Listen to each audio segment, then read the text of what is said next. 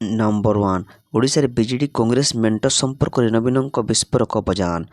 ରାଜ୍ୟସଭା ପାଇଁ ଗୁରୁବାର ନାମାଙ୍କନ ଭରିଛନ୍ତି ସନ୍ତୃପ୍ତ ମିଶ୍ର, ଦତ୍ତେଶ୍ୱରଦା।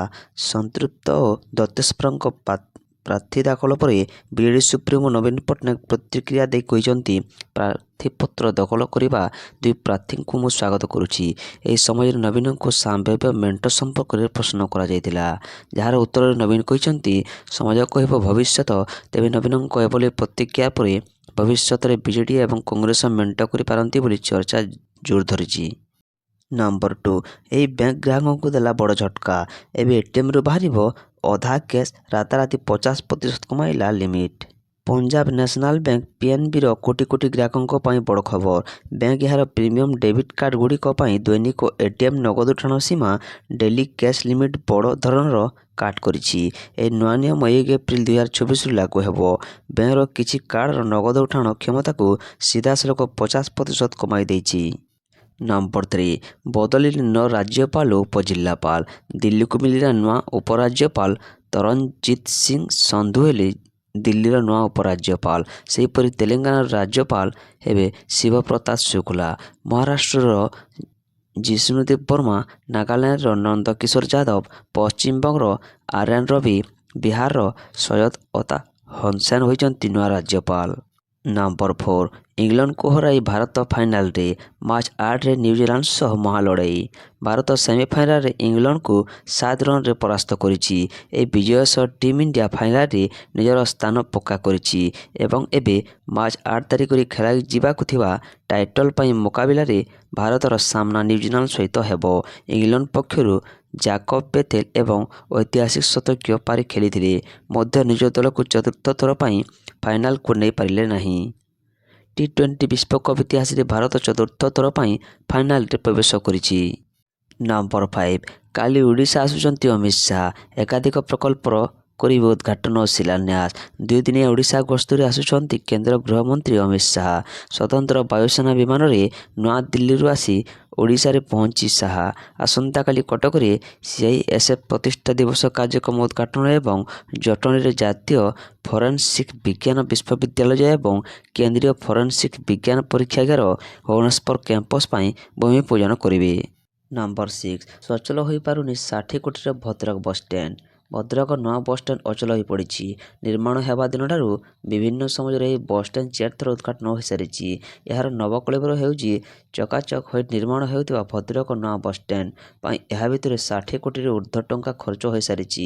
ମାତ୍ର ଏହି ବସ୍ଷ୍ଟାଣ୍ଡ ସଚଳ ହୋଇପାରିନାହିଁ। ଏଠାକୁ ବସ୍ ଆସୁନାହିଁ କି ଯାତ୍ରୀ ମଧ୍ୟ ଆସୁନାହାନ୍ତି।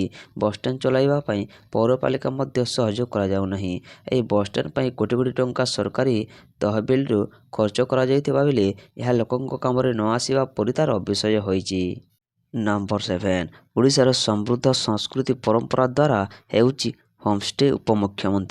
ଉପମୁଖ୍ୟମନ୍ତ୍ରୀ ପ୍ରଭାତୀ ପରିଡ଼ା ଆଜି ଭୁବନେଶ୍ୱରସ୍ଥିତ ଲାଇଭ୍ ହୋଟେଲରେ ଗୋ ହୋମଷ୍ଟେ ପୋର୍ଟାଲ ଶୁଭାରମ୍ଭ କରି ଓଡ଼ିଶାରେ ସମୁଦାୟ ନେତୃତ୍ୱାଧୀନ ପର୍ଯ୍ୟଟକଙ୍କୁ ସୁଦୃଢ଼ କରିବା ଦିଗରେ ଏକ ଗୁରୁତ୍ୱପୂର୍ଣ୍ଣ ମାଇଲଖୁଣ୍ଟ ସ୍ଥାପନ କରିଛନ୍ତି।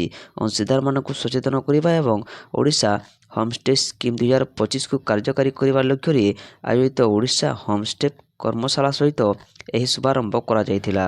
ସମାବେଶକୁ ସମ୍ବୋଧିତ କରି ଉପମୁଖ୍ୟମନ୍ତ୍ରୀ ଗୁରୁତ୍ୱାରୋପ କରିଥିଲେ ଯେ ହୋମଷ୍ଟେଗୁଡ଼ିକ କେବଳ ରହିବା ପାଇଁ ସୁବିଧା ନୁହେଁ, ବରଂ ଓଡ଼ିଶାର ସମୃଦ୍ଧ ସଂସ୍କୃତି ପରମ୍ପରା ଏବଂ ଆତିଥ୍ୟର ଏକ ଦ୍ୱାର।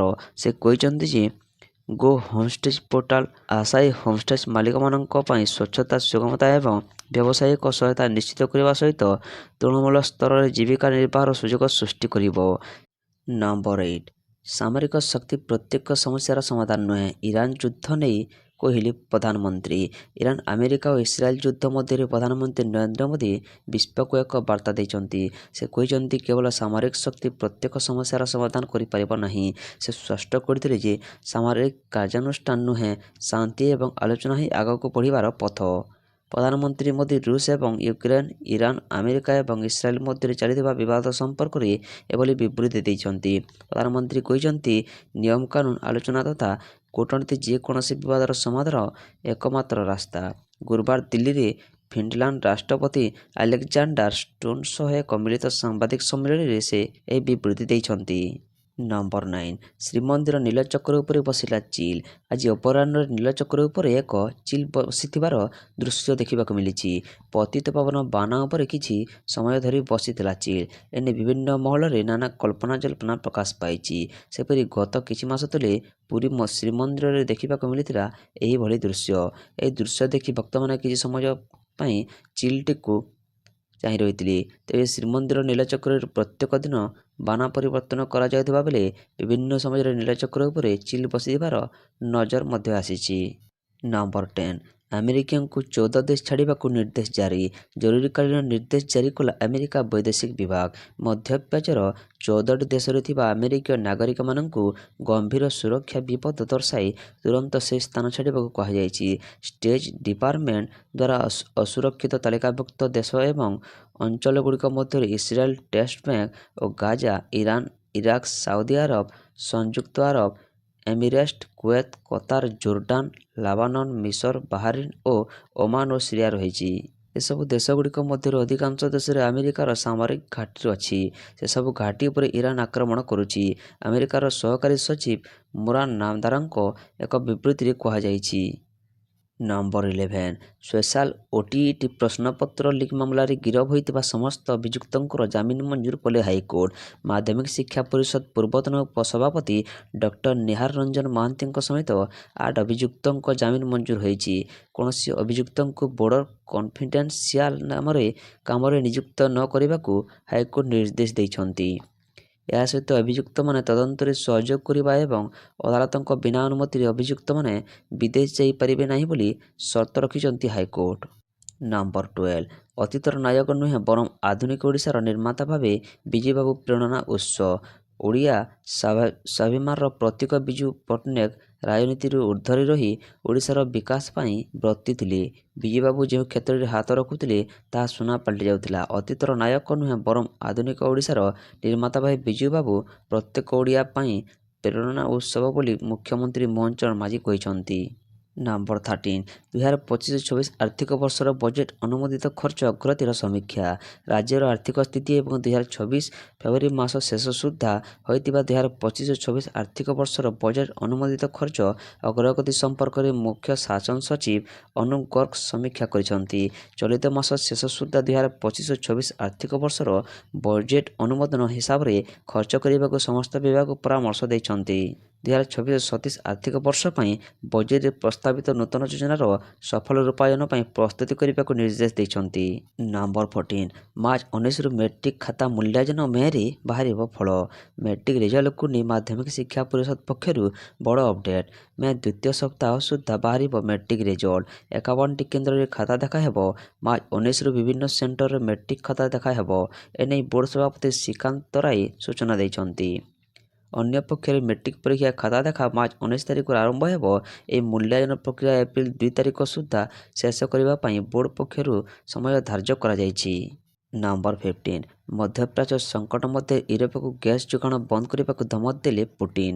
ଇରାନ ଯୁଦ୍ଧର ସୁଯୋଗ ନେଇ ରୁଷ ରାଷ୍ଟ୍ରପତି ଭ୍ଲାଦିମିର ପୁଟିନ ୟୁରୋପକୁ ଗ୍ୟାସ୍ ଯୋଗାଣ ବନ୍ଦ କରିବାର ଧମକ ଦେଇଛନ୍ତି। ଗଣମାଧ୍ୟମ ତଥା କଥା ହୋଇ ସେ କହିଛନ୍ତି ଇରାନରେ ଯୁଦ୍ଧ ଯୋଗୁଁ ସୃଷ୍ଟି ହୋଇଥିବା ଗ୍ୟାସ୍ ଅଭାବ ମସ୍କୋକୁ ଅନ୍ୟ ଦେଶକୁ ରପ୍ତାନି କରିବାର ସୁଯୋଗ ଦେଇପାରେ।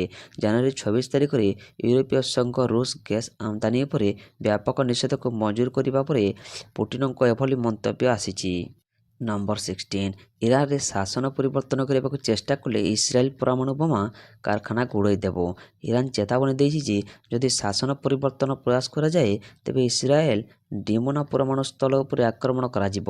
ଇରାନର ଅର୍ଦ୍ଧ ସରକାରୀ ISNA ସମାଚାର ଏଜେନ୍ସି ଜଣେ ଇରାନୀ ସାମରିକ ଅଧିକାରୀଙ୍କ ଉଦ୍ଧୃତ ଦେଇ ଏହା କହିଛି।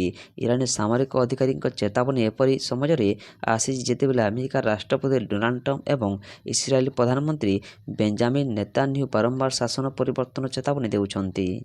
ନମ୍ବର 17 କଟକ ବନଖଣ୍ଡ ଟମକା ବନଚାର ଟିକରପଡ଼ାରେ ବଣ ଜଙ୍ଗଲରେ ପଡ଼ି ରହିଛି ନୀଳପଥର। ଏହାର ବହୁ ଶସ୍ତାରେ ମିଳୁଥିବା ଏହି ପଥର ରାଜସ୍ଥାନରେ ପହଞ୍ଚିବା ପରେ ଦୁର୍ମୂଲ୍ୟ ହୋଇଯାଉଛି।